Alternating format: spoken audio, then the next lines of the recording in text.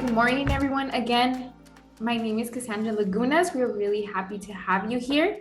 And again, please let me know at any point of the webinar if you guys don't hear me or our signal is a little bit off. But overall, we want you to get as comfortable as possible. Here at the Pacific time, it's still, we're still getting our coffee, so make sure it's warm so it can be enjoyable throughout the webinar. And we would love to hear your participation through and through. So we have our comment section and our Q&A function here activated in Zoom. And overall, again, we would love to hear if you're in a particular industry, the role you have. And since our main topic today is going to be e-commerce trends, let us know as our opening question, what e-commerce trends do you think will impact 2023 the most? And today I'm going to be guided through in this topic by our expert in supply chain and e-commerce growth, our VP of Revenue Growth, Eddie Estrada, which is here. Hi, Eddie. Just want to make sure we can hear you. Hi, Kaz. Good morning. Hello, everyone. Kaz, thank you for taking the time to put this together, and looking forward to help you out and give some insight to our attendees. No, it's our pleasure and privilege. We are really excited. This is our second webinar, and we would love to, and also thank our sponsor, G Global, to make this happen. And of course, this space has been open to hear also your experience and concerns on the following topics. So again, our goal is to share the how-to and why redefining e-commerce trends into competitive advantages can help you leverage revenue generating activities. So again, for those who are joining us, welcome. And please be comfortable. I will be sharing my screen to start.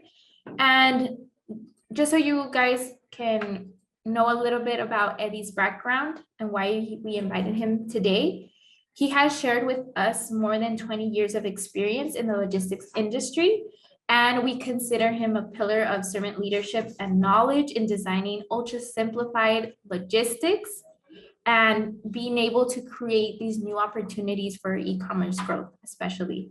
So we see him as a mentor, and we're really happy to get this conversation going. But again, I also invite you, it's going to be enriched with your comments. So please feel free to participate, and I'll make sure to be looking back at these sections. Alrighty, so to start off, we know that e-commerce trends, although they continue to become popular, they set the path to growth, it can also be challenging to make them your own. So that's what we're gonna be starting off and revising 8 top trends.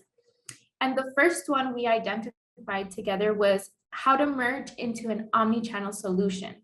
Just so we're on the same page, Eddie, can you give us a little bit of insight of what an omni-channel fulfillment means and its scope? Hi, Cassandra, of course.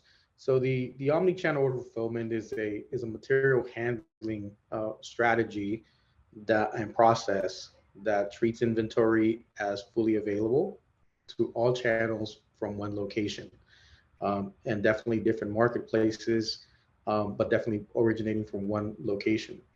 While the internal fulfillment process may diverge to optimize operations or for any other reasons, the outbound process only diverges again at the point of packing out and shipping the individual orders of consumers. Thank you so much. And Nathaniel from CNN Business gives a little bit of context of why this has become so important and its impact. We have seen that e-commerce growth was definitely a big boom during the pandemic, but as we're going past this peak, this doesn't mean that even though e-commerce volume, continues to diminish, all these different trends of how to become an omni-channel solution has continued to grow.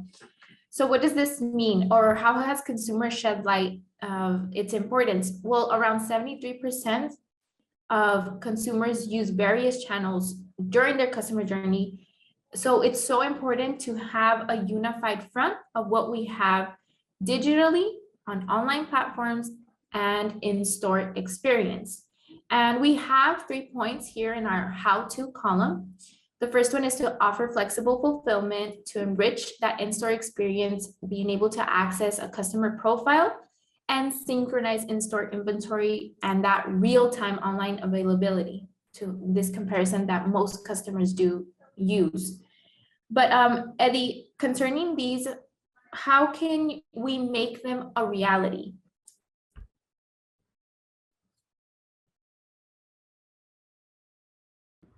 Hey, Kaz, of course. So, there's different challenges that customers or companies or brands face around, developing an omni-channel strategy. And everyone always goes down their individual and unique path. Um, Attracting prospects with a single campaign is likely not the best option, right? So having segmented ERPs, meaning broken up into different inventory management systems, uh, to cater to different personas or different buyers from an end consumer perspective, can make you lose touch with them altogether because you may hit 1%, 2%, or you may miss the mark on all of them across the board. Um, as an example, if a person is called you on an inbound telephone and you missed a call, um, that would be the final call, right? You have one opportunity to make an impression to buy, and no amount of repeated engagement, getting that person to call you again, none of that would allow you to have the ability to have that first impression again. Number two is the incorrect mapping of customer engagement. So mapping to segment, mapping to what marketplace you want to, what demographic you want to reach, that becomes very important, right? And while customer engagement is one of the most important things that you could aim for, um, a lot more is needed to create brand loyalty, right? So people like to follow stories. They want to follow a brand that stands for something, and you want to work on creating that loyalty, because without loyalty, uh, factoring success in your brand is going to be a definite no-go. So, today consumers expect businesses to have a personalized approach, right? And for this, you have to think about audio streaming platforms like Audible, like Google Podcast, and other platforms like Amazon Prime and Netflix. Why does personalization work, right? So if in a solution to this problem is to always stay one step ahead of your customers. So proper demand planning strategy for your buyers is very important.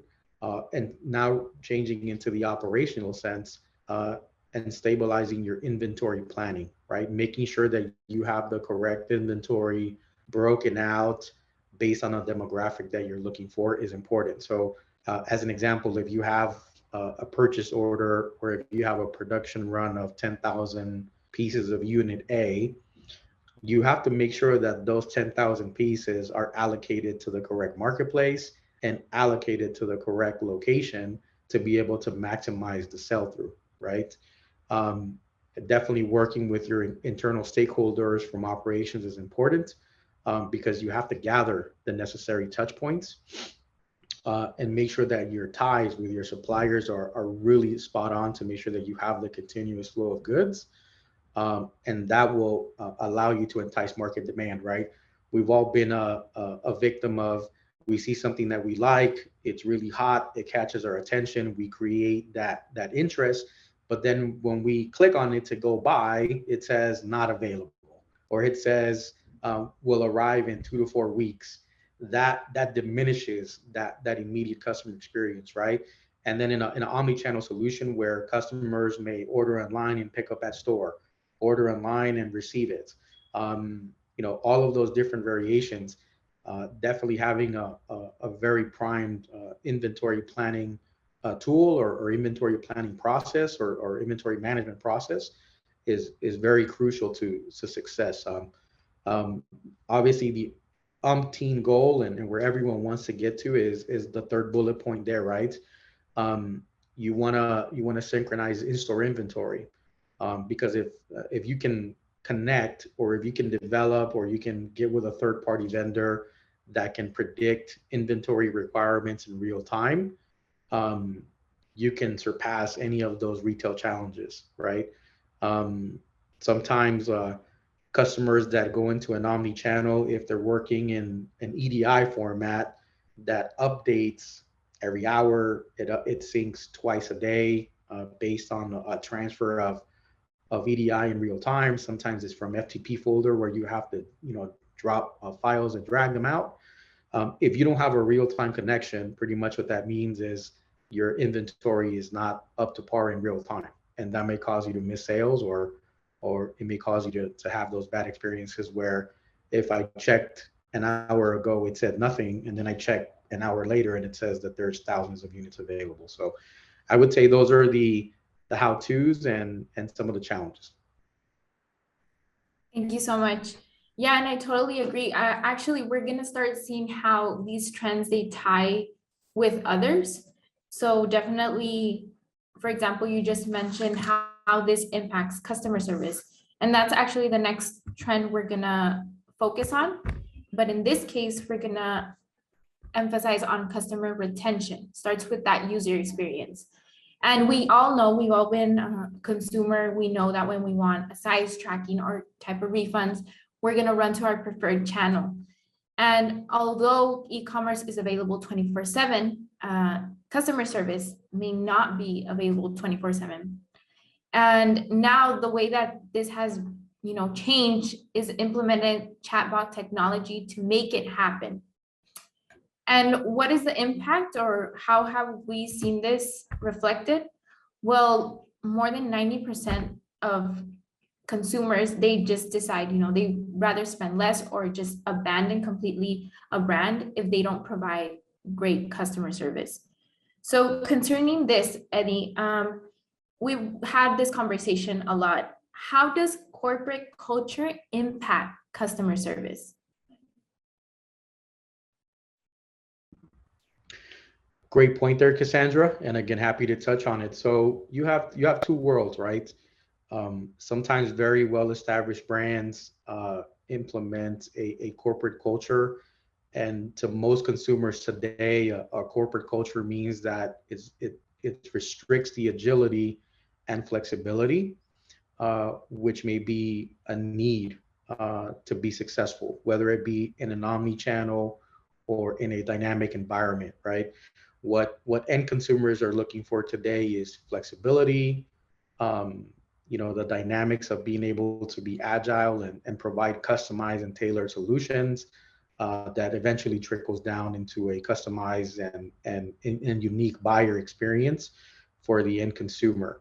But on the flip side, a corporate environment, it does offer structure, and it does offer a repeatable process in return. So looking at evaluating the size of your brand, the size of your business, the volume you're looking to carry, all of those things will have an inherent effect on what's good and what's not, or what's been suited for your individual situation. At G Global, our approach is a hybrid, right? Early in our early startup days, we work with exclusively small to medium-sized businesses that were around the $20 million mark, and we focused on really understanding what were the challenges that those small and medium-sized businesses had around fulfillment, around the end customer experience, around um, not having an internal IT team, around not having a full staff of departments and resources that can give them the consultation and trade compliance. So for us, we focus on supporting in those areas early on. If we fast forward to today, which is thousands of packages later and a lot more buildings, is we focus on bigger customers, and we've had to adapt. So we've had to adapt by being able to provide stabilized processes and going down that roadmap of how does G Global begin its own corporate stability journey. So Today in our world, we have a hybrid. We still cater to our initial, day one people that are still in SMB, but we do have relationships and do service larger brands in our world today. Thank you.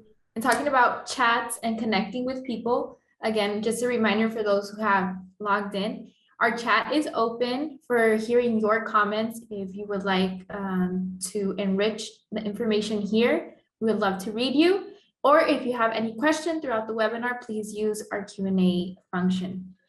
And also, it's important to recognize how all logistical efforts also, will be reflected in any customer issue that may present itself at the front end.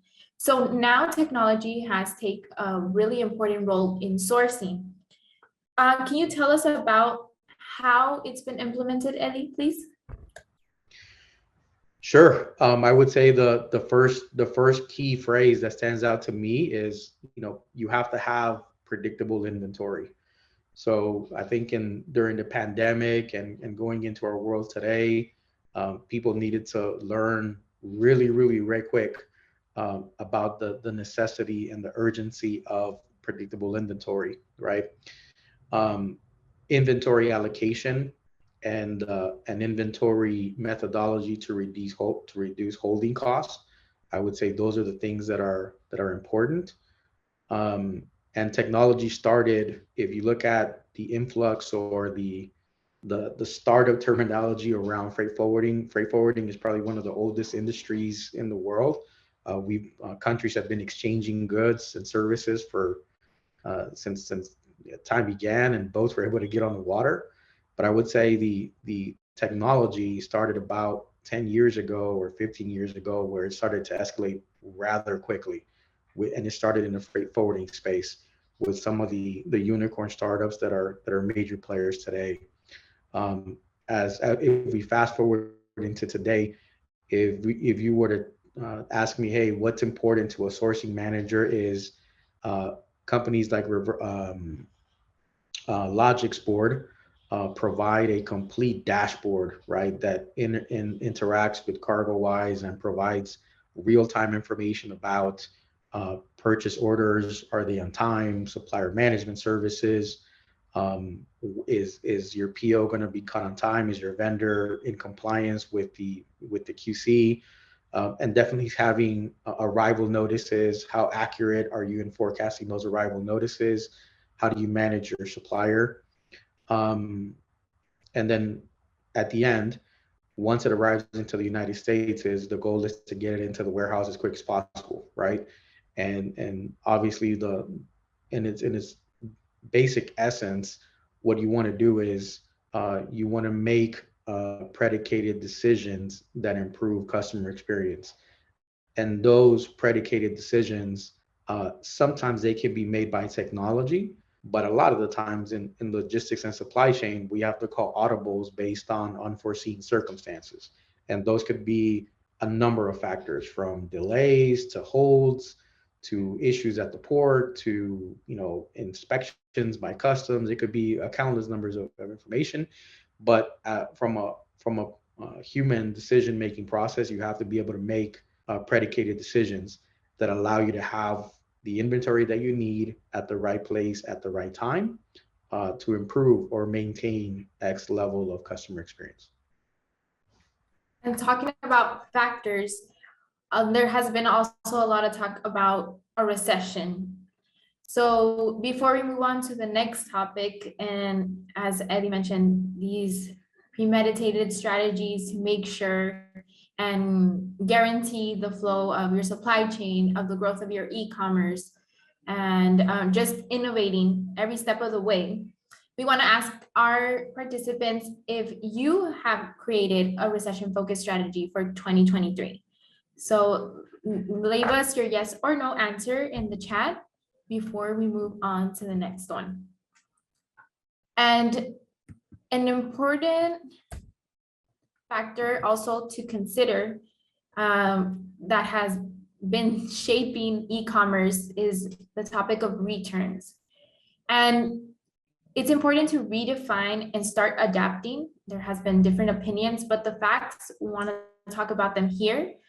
Around 67% check the return policy before buying online. So that's more than half of consumers consider this an important factor that influence the decision making if they decide to buy from your brand. And 92 will purchase from a brand again if the return process was easy.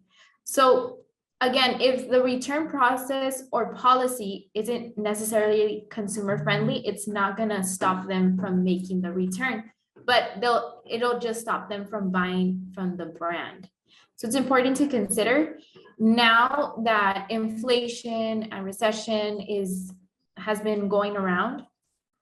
It's important that e-commerce brands give their customers that financial reassurance. And a way to do that and start doing that is analyzing flexible returns. So, Eddie, can you help us to understand how inflation will continue to influence the consumer budget and spending in 2023, but how can e-commerce businesses mitigate its effect? It's a great point. It's a great question, Cassandra. So, I mean, it's no secret. We're anticipating it here. I think everyone in the United States is anticipating, from my 2 cents or personal opinion, I think estimating a 20 to 30% contraction in volume and output from our customers today. It's important to start having discussions early, right? So for customers that are looking to make a transition or looking to find ways to save cost, from executives that are being challenged with maintaining a low cost budget, I would recommend the following: exploring just-in-time inventory. So exploring a just-in-time inventory model means that you have a very robust ability to forecast, and you have a very robust set of suppliers that do what they say they will do, and they're able to meet PO times when they say they will. But what that does is it allows you to reduce your inventory holding costs as a whole. So it reduces your storage costs, it reduces your space requirements, and you always have product in transit. The counterbalance, or the other side of the coin, is while you will not be spending a lot of time holding inventory, you will need to have a very agile and a very focused team on managing in-transit goods, because you will live and die by those. The second one is finding a way to reduce your holding costs as a whole. If you have inventory on site, working with your provider and making sure that you get quarterly reviews to get information like what are your dead SKUs, what SKUs are moving slowly, what SKUs need to be pushed out, and then looking at your purchasing and your selling patterns, right? So that will allow you to really focus on where the changes need to happen and just follow the data, right? Another one is diversifying business models, right? Create new revenue streams. We've had brands that, with product that doesn't sell, they end up creating, subscription business models where customers pay a very minimal fee to get the products that don't move off of the shelves. But then on the return, it opens up a new customer segment. It opens up new buyers that you can upsell into the products that you have today. Another one is bundling slow moving products with a hot product. So, doing specials 2 for 1, or just to get product out the door. Maybe you'll take a slight loss, but at the end of the year, when the numbers add up, by removing the holding costs of the inventory, it nets out to a positive number. And exploring new marketplaces, right? Exploring what your addressable market is today versus what it could be. And that has a lot of work to do with marketing departments. A lot of online brands spend a considerable amount of money, or of their profits, they spend it on new customer acquisition costs. And sometimes 20-30% of the profit may be marketing fees to companies that specialize in segmenting products into new markets, right? So if you're going to be sacrificing 20 to 30% of your revenue or of your profit, it's a good practice to hold your service providers accountable and ask them for solutions as well. What markets are other companies selling that I'm not selling in today, where you see I should be in. So those are just some of the small bullet points that come to mind really fast, that people can take advantage, or companies can take advantage relatively quick, that have an immediate impact on the bottom line.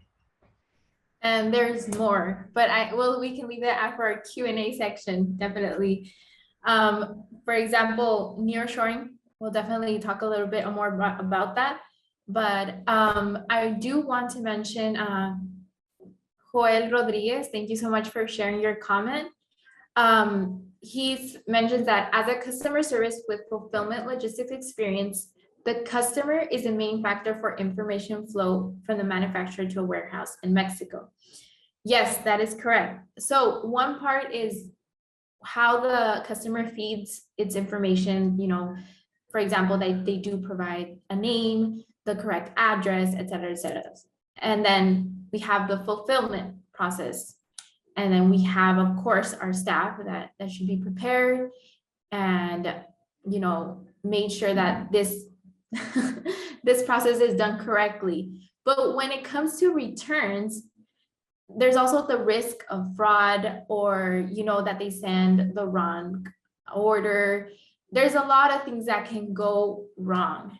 So if fulfillment logistics is complex, reverse logistics to make returns successful is ultra complex.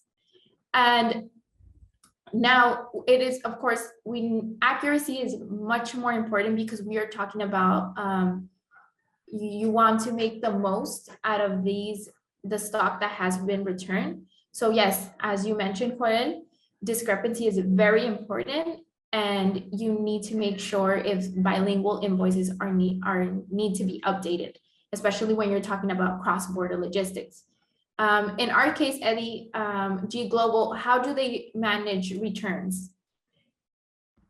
Can you tell us a little bit about that?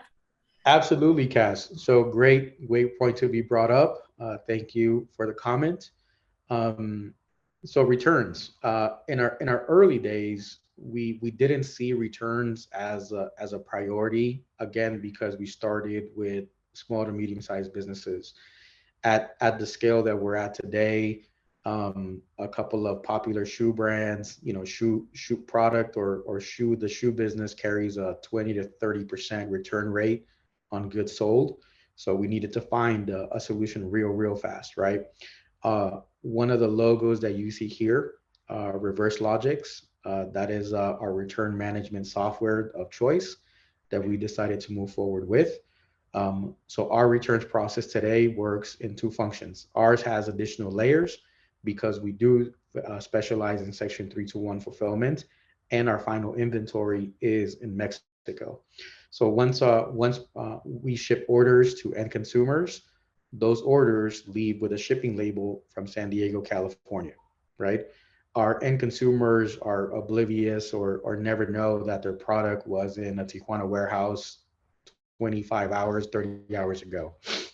So returns can be done two ways.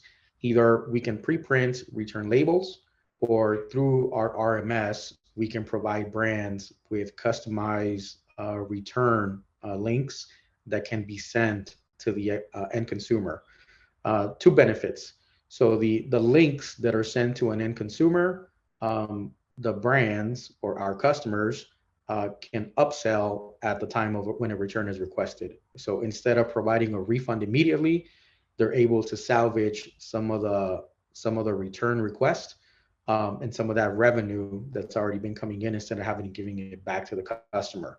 They can offer an alternative. They can provide other brands or upsell other products that maybe the customer was not aware of. For us, the product returns to San Diego. We do an initial quality inspection, right? And that quality inspection is a pass or fail, one of the two. Once it goes into a pass or fail, we have to re-register the product into the MX, recreate commercial documents, And then if it's a pass, all of that inventory for each one of our customers on a weekly basis goes back to one of our 7 distribution centers in Tijuana. At that time, when it arrives at the distribution center, we will place it in a staging area and we will complete all of the value added services. So we do offer a full SKU of value added services like repackaging, like cleaning, steaming, folding. The list goes on and on, right? We do very customized value added services per brand and per requirements. Once the value service is completed, the product is cycled back into inventory to be available to sell. During the entire time that the process is going through its flow, whether it's in San Diego, whether it's in transit, our RMS provides our customers visibility of where in the life cycle of a return each product is, right? So they can make a decision to issue a credit if the customer insists on doing that, or if we need to ship out a replacement. So using the hyperlink, we can ship out a replacement same day. So the at the same time that the customer drops it off at UPS store or at a Dropbox, whatever the case may be, um, we're already shipping a replacement for the customer to continue on that customer journey. So that's a very high level overview of the process of what we do today for returns for our customers. Thank you, Eddie. And Joel, he mentioned a really important point that all returns need to be checked before crossing to Mexico to save time and money. And this is crucial when talking about cross-border logistics focused on duty saving. And Eddie just mentioned a program, EMIX, and which goes by the hand with Section 321 for our clients that way they can save on duties, correct? And if there's a discrepancy, it just worsens the supply chain because when they have to report to have binational customs compliance, of course, quantities need to match up and etc. So it's so important, just as Joel Rodriguez mentions, accuracy and double checking and adding, this quality service to make sure that the returns don't affect your supply chain. Also, if anybody else has another comment, please again share it in our Q&A section or our comments. So moving on to the following, returns works directly with this new trend, recommerce. Although it has been rebranded by the technological industry. We've known it as refurbished before, but it's been adopted as recommerce in the retail industry. First of all, Eddie, how can I know if my business is eligible to start exploring the recommerce trend? It's a great point. Recommerce is big. You see some big brands here that are aligning with this initiative of being green, being conscious of materials not going to waste without use. So I would recommend starting with the following bullet points. Review your return patterns, right?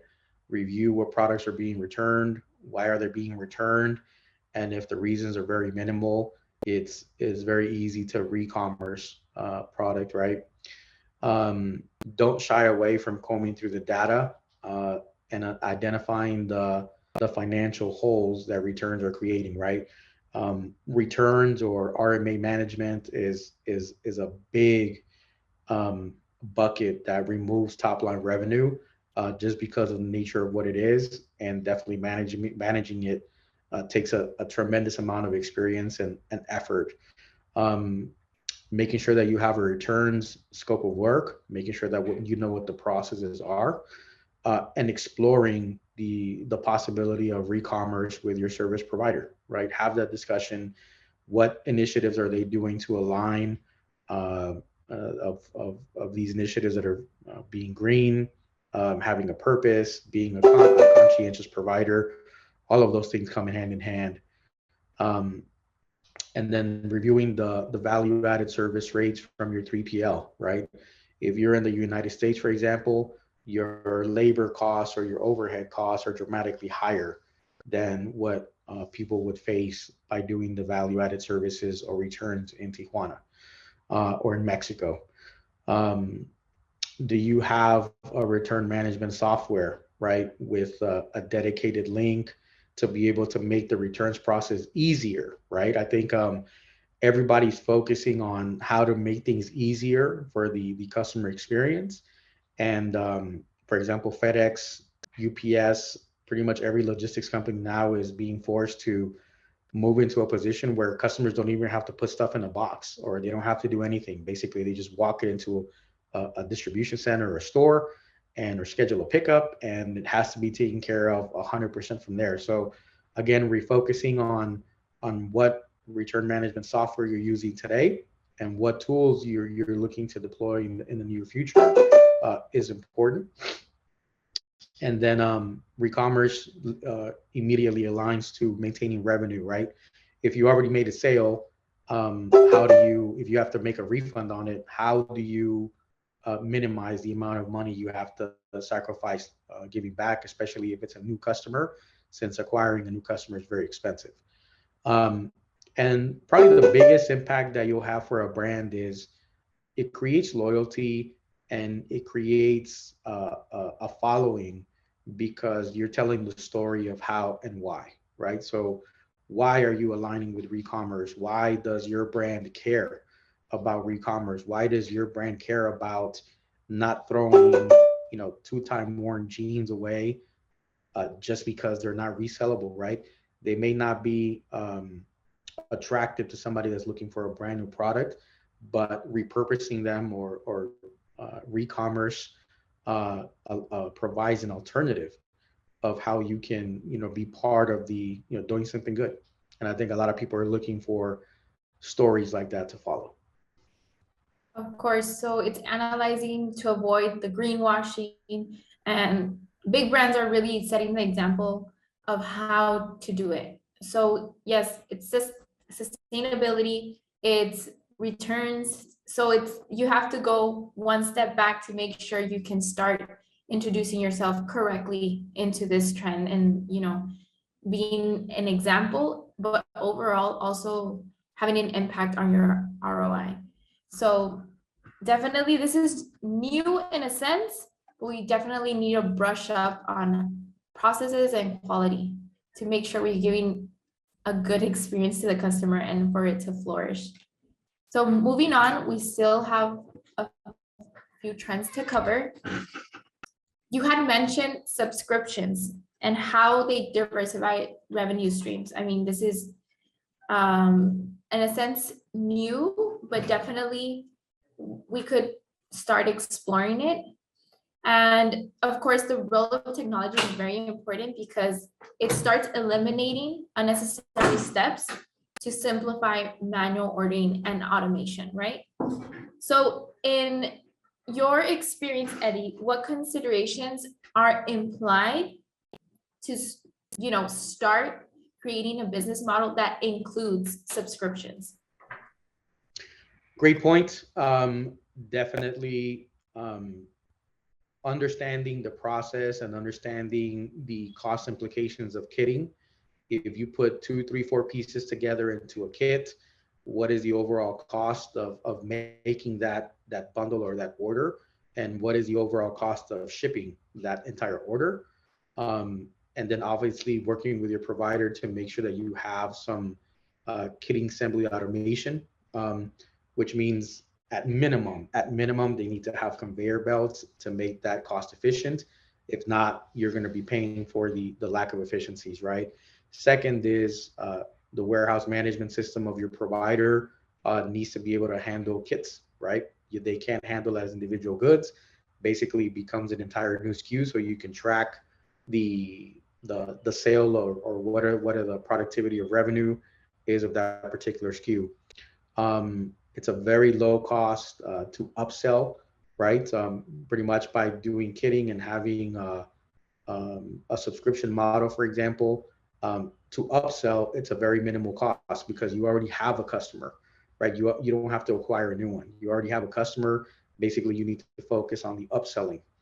And the other thing is making sure that you diversify the products on a month or quarterly basis that you're shipping out to keep the customer engaged, and keep them guessing, right? So create that anticipation of, I wonder what I'm going to get in my next box, right? Um, as an example, most of the gentlemen that are married in the U.S., there's some kind of makeup box that's coming to a U.S. household with like samples of products to upsell, right? So I think BoxyCharm is a great example of that. Um, and then making sure that you find your niche, right? Some people focus on superheroes, some people focus on toys, some people focus on uh, a specific age range of males or females, or a specific niche interest, whether it be motorsports, whether it be beauty, whether it be characters. Identifying what niche you play for or play in, and that's part of the work that you need to do with your marketing teams to make sure that you can get the best out of it. I would say those would be my recommendations. Yeah, and it definitely solves the problem of retaining customers, because winning new customers, we know it's expensive and time consuming. So it just gives them a different experience of the brand when they already love it, and they frequently buy certain products. And talking about this topic, you had mentioned that there are two types of subscription. There was a replenished one, and then the mystery box type of. So definitely it would be great if you have the data available, reviewing what's the volume on certain products, what could you offer as, a new bundle, etc. Because the end result, once it's implemented, is that you can streamline constant orders, and this means that you would be streamlining revenue. So moving on to our next trend, which would be BOPIS, which stands for buy online, pickup, and store. So this could be summarized that it was decentralizing fulfillment hub operations and moving them to store locations. But to see it as a success story, Eddie's gonna give us context and the key points of why Best Buy grew so much in 2020. How did they successfully implement? Hey, Kaz. Yeah, I think Best Buy is a pretty big success story. Pretty much being on the brink of insolvency, and it was a fresh idea of a new CEO, right? And they're a perfect example of making the most of their physical storefronts, and strategically conditioning them to be mini fulfillment centers, right? Obviously, Best Buy has huge warehouses with huge receiving areas, but if we scale that down to, let's say, medium or large size brands that have individual shops, they have pop-up shops, they have brick and mortar retail locations throughout the country, even if it's 10, even if it's 15, right? Strategically leveraging those locations to be able to process your online orders is going to diminish your operating cost as a whole.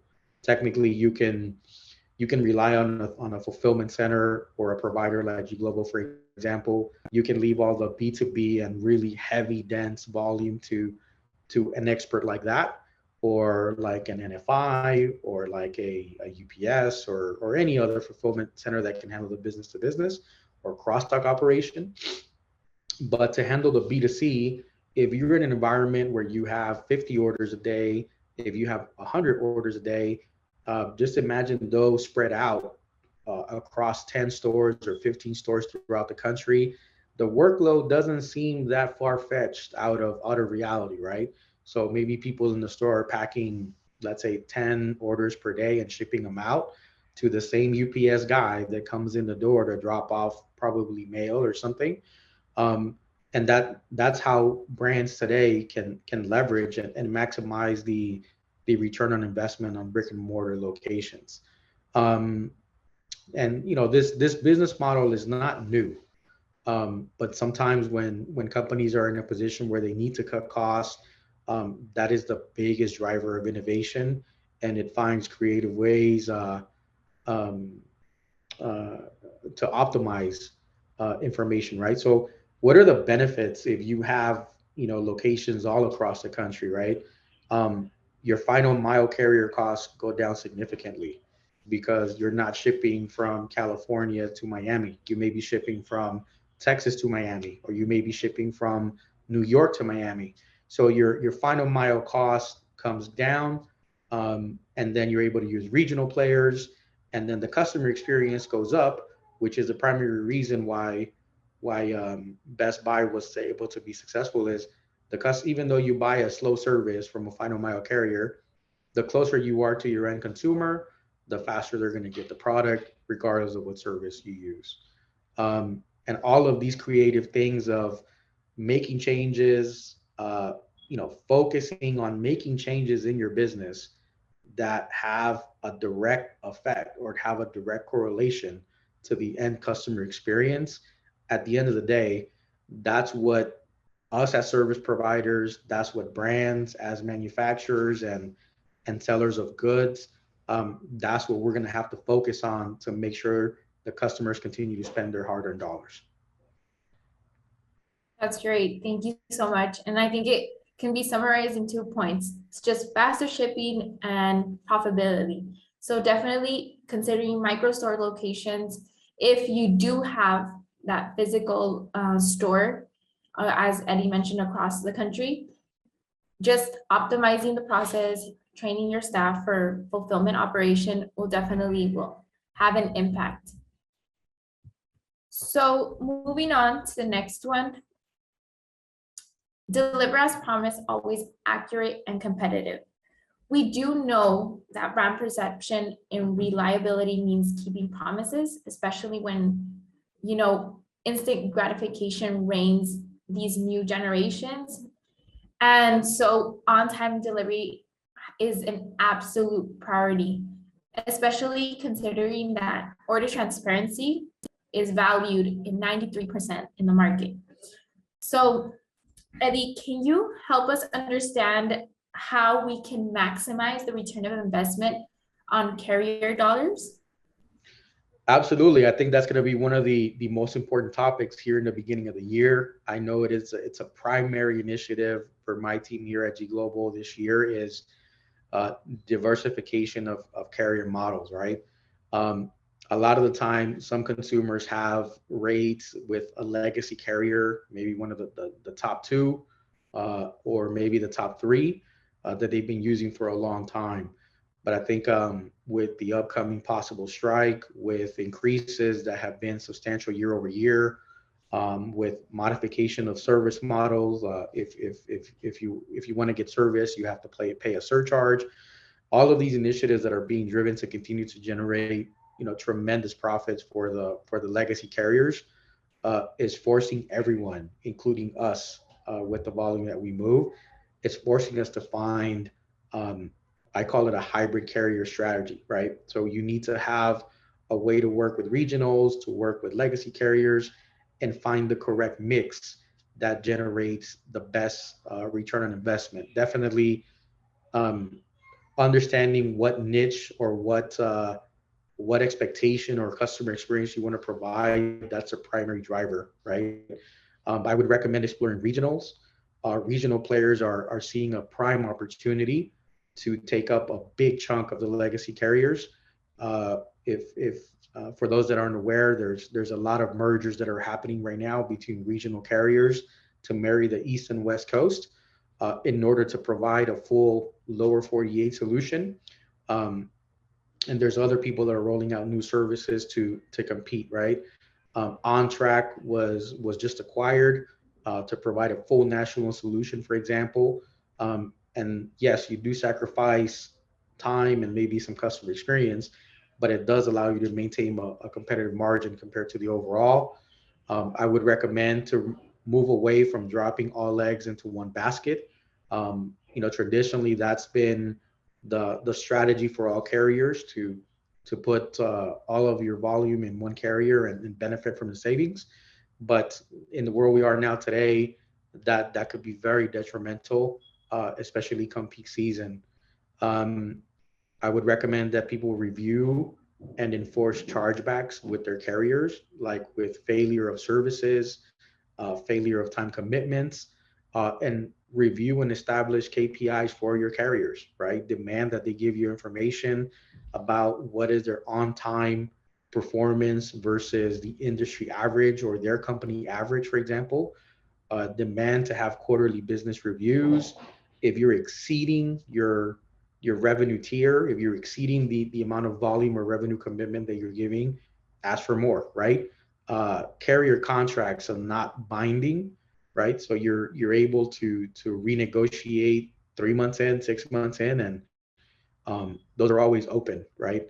Um, Reconciliation of carrier invoices, making sure that you audit them, managing the spend. If you can't do it internally, hire a firm. It will pay dividends to do so. Um, and then monitor your surcharges, right? So the surcharges could be redeeming of packages, beyond point packages. It could be a number of things, right? So monitoring those surcharges or making sure that you negotiate them advantageously ahead of time is important. Um, and then audit and ensure that your service provider or your 3PL, or if you're doing it in house, the typical business rule is you do not want to ship more than 25% airspace within a box. The goal should be to reduce that below 25%. So if your provider or if your internal operational teams are shipping goods with more than 25% airspace in the box, practically you're overpaying for carrier services, and to some degree your end customer is either number one paying the inefficiency, or number two, if you're considering that into your sales costs, you're diluting your profitability. So those would be the major points that I would focus on, Cass. Yeah, and without forgetting that fulfillment has to be spot on. And then, as you mentioned, even evaluating your carriers, it's a promise that works in a team, your fulfillment center and also your carriers. So definitely, we have to do from our end what we can to stay and try to improve that experience. Some things I do understand, they can get out of hand, especially I remember reading a statistic, there's around 28 different handlings once you give it to your carrier.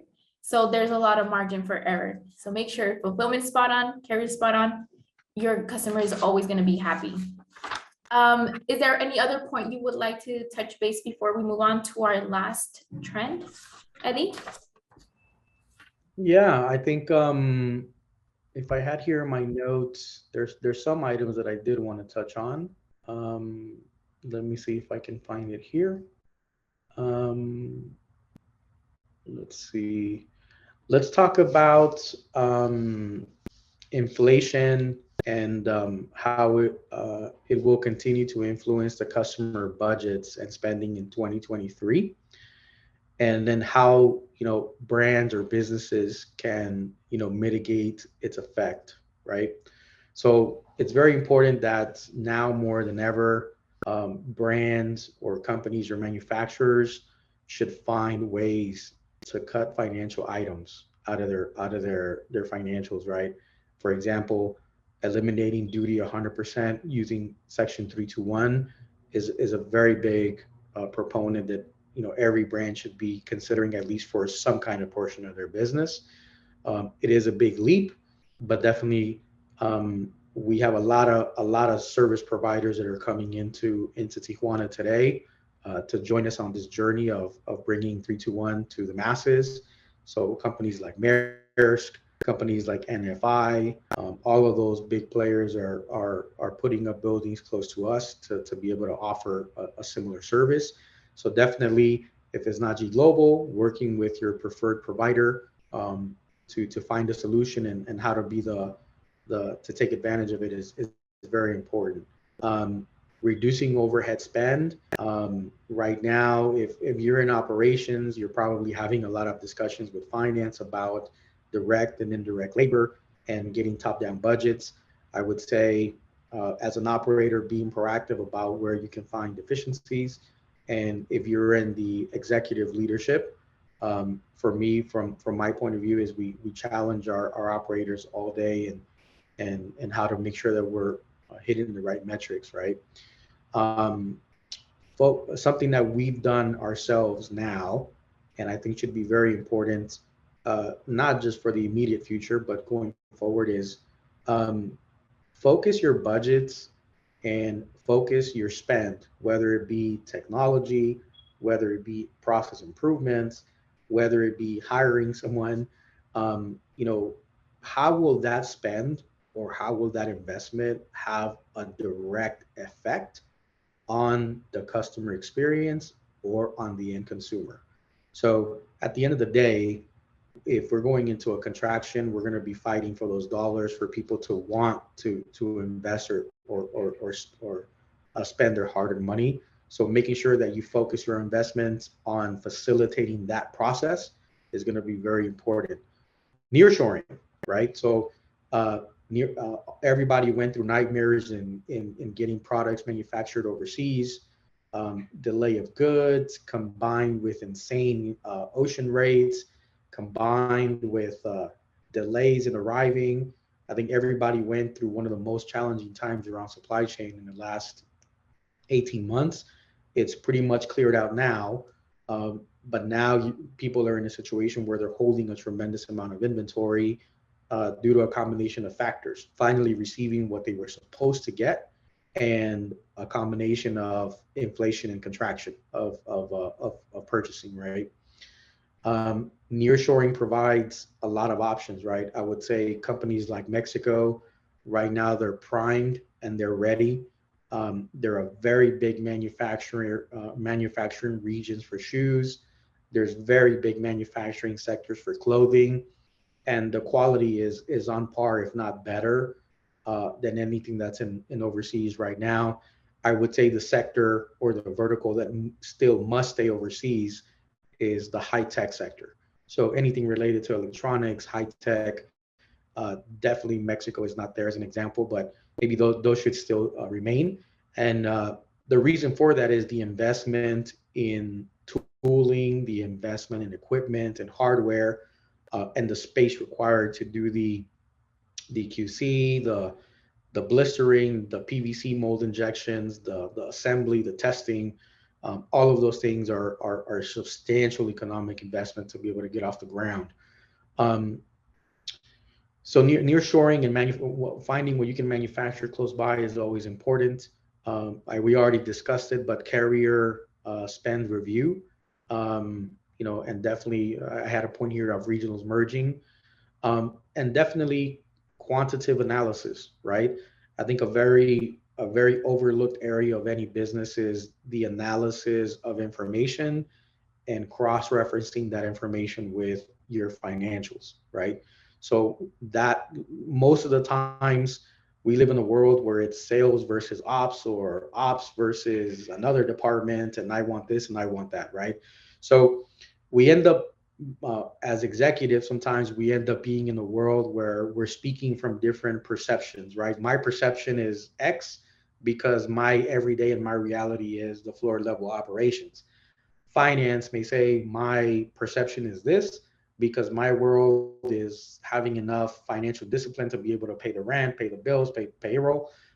So we're talking about two different realities of people looking at it from a different perspective. But if you're able to spend time or have people in your organization that can spend the time looking at data and really looking at the numbers and finding those inconsistencies, at the end of the day, numbers and metrics are a universal language that gives you a very good barometer of where you're standing today, right?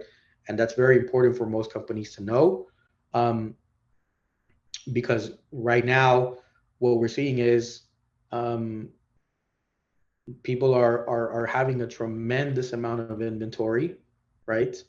Um, and they have nowhere to put it. Okay, so for example, companies in the U.S. right now are suffering from there's a shortage of labor announcement still. There's an overabundance of inventory because of slow sales.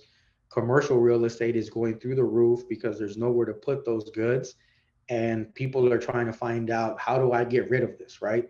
So definitely being able to have the analysis and have a quantitative person on your team will be able to help you make those decisions, and definitely finding an alternative or seeing how bad the problem really is. So I would say those are just some of the bullet points that I wanted to touch on before we get onto the final slide here, Cass. Oh, and it definitely ties into the next principle to is it expect the unexpected. When, of course, we had the pandemic a little bit as a conclusion, nobody was prepared for it. And we understand now that having resilient supply chains is definitely fundamental. So, Eddie, continuing with this train of thought, how can we create so resilient supply chains to have that readiness and take action? I think we talked about it a little bit in the previous slides, right? Looking at your inventory and really understanding what is your desired inventory holding, right? What is going to be the metric based on your forecasted sales of inventory that needs to be where at X point in time. I think having a very good discipline and getting your hands across that barometer is important. In my opinion, growth will remain in the e-commerce sector and online shopping. I think post pandemic, we're in an environment where people just got used to buying stuff online. Um, I do it sometimes. I know my wife does it sometimes, where you're going to the store anyway, but you just order it online so they have it ready for you to pick up, because you just don't want to deal with that hustle and bustle, right? So that speaks to omni-channel. That speaks to the DOPIS methodology, where you're ordering online, but I'm picking it up at will call at a mini distribution center. It's just the same philosophy. So I think those patterns will continue, and I think my first bullet points around omni-channel is, how do you begin to prepare? How do you begin to speak and understand the consumer of what they're looking for, and making sure that your marketing teams are in tune with what's going to trigger that buy. So I think online shopping will remain strong even though their stores open. Um, U.S. labor and commercial capacity remains constrained. Um, like I mentioned before, due and because of inflated inventory holdings, and so find an alternative, right? Find an alternative. We've helped a couple of companies that were in situations where they just could not get people to want to work, right? Where they were in situations where people were getting paid bonuses to take a position, and their turnover was insane. So if that's the situation that you're in, if that's the situation that your service provider is in, preparing for the unexpected is start to address those things, right? Partnerships are important, but when that partnership begins to have a detrimental effect into your business, it's time to reconsider options, right? Um, and I think I touched on it just now, right? But nearshoring is your friend, right? I know we go through it every day. There's a lot of preconceived notions about Mexico, and it's risky, and is my product safe, and it's over the border. Definitely doing your homework, and definitely making an educated and informed decision with a partner that has the resources and has the ability to support an organization of X size, right? Um, Sometimes for us, small to medium sized businesses don't make sense because we're not the most economic option in Tijuana, right? And that's where you have to find the correct option that lines up with your individual business needs and business goals. But starting to anticipate, prepare for the worst is important. Some of the things that we're doing proactively, right, to help our customers, which is some of the conversations that people should have with their service providers, is having a very transparent dialogue of what is expected to happen, right? So, Mr. Customer, we're seeing this pattern in your shipping and your volume. Can you explain to me what is driving that, right? What is driving that? How can we help? Is there any suggestions that we can make? For example, shipping in polymers instead of shipping in these boxes will result in about 20% savings in carrier cost. Yes, it's not as pretty, but it has a direct effect on the bottom line. Your inventory is turning 30% slower than it used to before. Should I anticipate that this inventory is going to continue to grow? Just having those transparent conversations with your service provider have is they've never been more important than right now, right? Because it will allow you to do a soft landing on challenges that may happen later, and no one is caught by surprise. So I would say those are just high level, some of the bullet points that I would like to highlight, Cass. Exactly. And I think another thing that e-commerce growth values is the flexibility that a partnership can offer. If, as you mentioned, they needed a certain space to grow in, or peak season, especially when they want to, take advantage of this new volume, they have the workforce without worrying about it. They have the space to allocate all this inventory that's going to be sold. So definitely flexibility is also valued, and the mishaps too. Alrighty, so this is our last trend that we will be analyzing today. And in conclusion, and in summary, we could say that unlike the pandemic, although we learned a lot, your business has time to prepare with, the potential of a recession, inflation, and other supply chain disruptions by reshaping the e-commerce trends we saw today into your own differentiators for profitable results. And that's the goal. That's how we would love to help.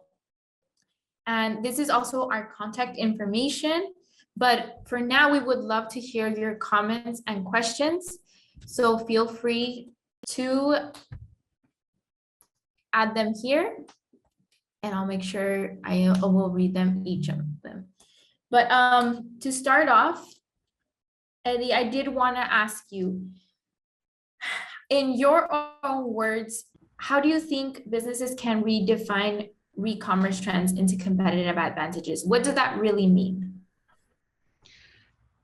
If I were to put it pretty simple and just a very basic concept is, um, being a good human being and being a responsible company is at an all-time high, right?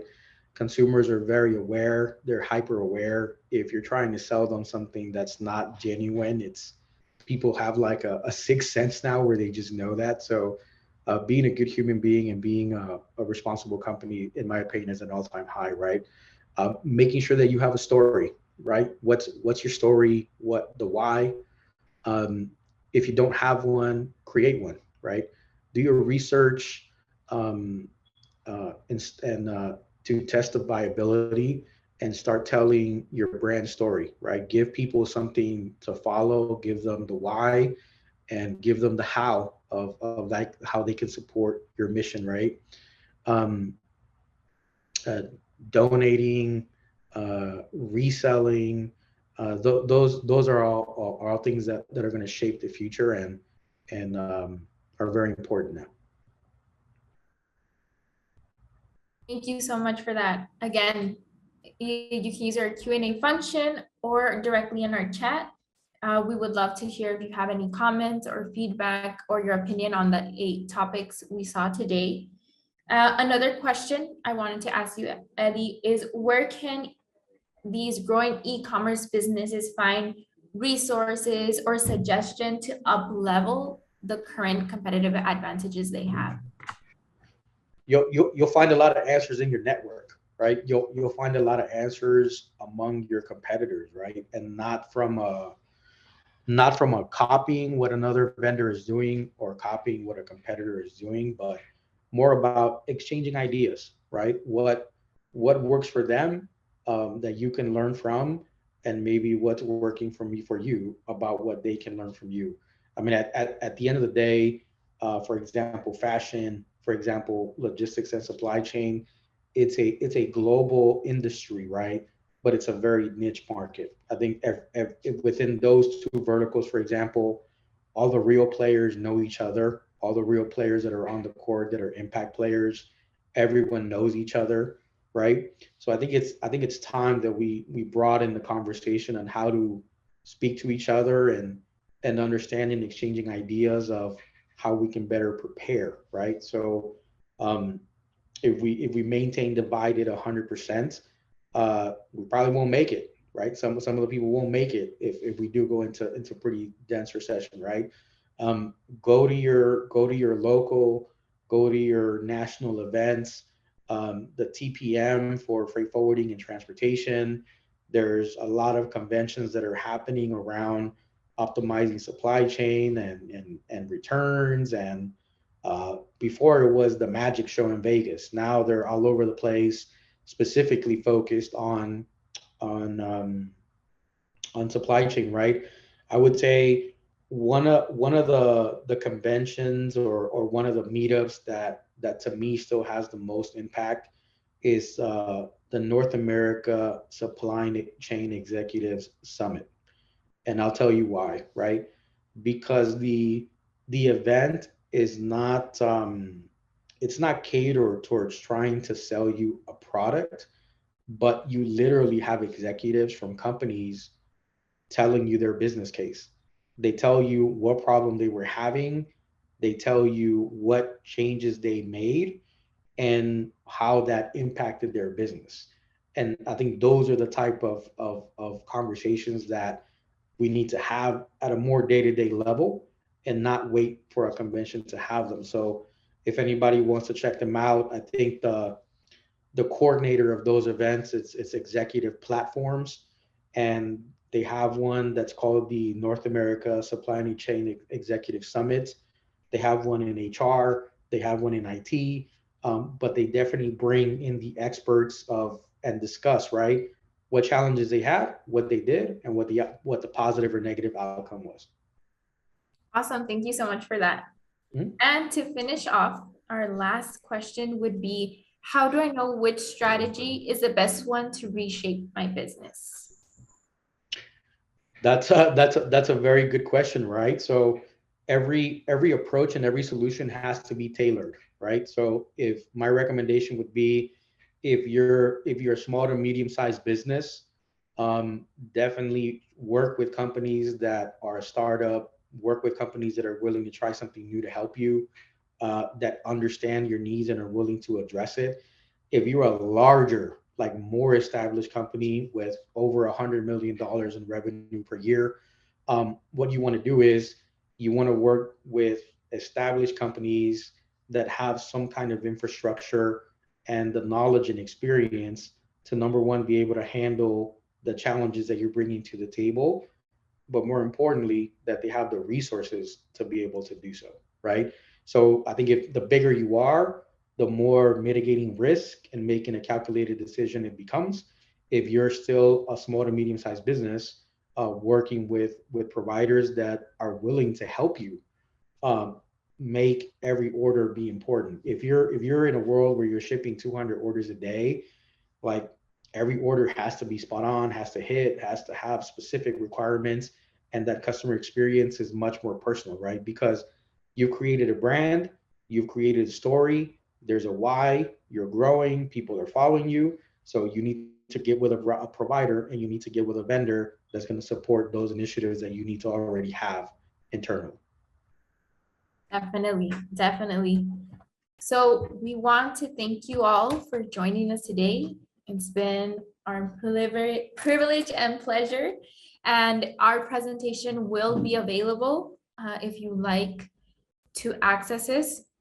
Make sure you had registered, or if not, please also comment where in each social platform you got your invitation to make sure you have these resources and be able to share it also with your teams. So again, Eddie, we want to thank you so much. We had a lot of fun. It was very insightful, and definitely we can start working on our strategies for 2023 and tailor them for revenue growth. So thank you again. Awesome. Thank you everybody for attending. Thank you, Cassandra. Thank you so much.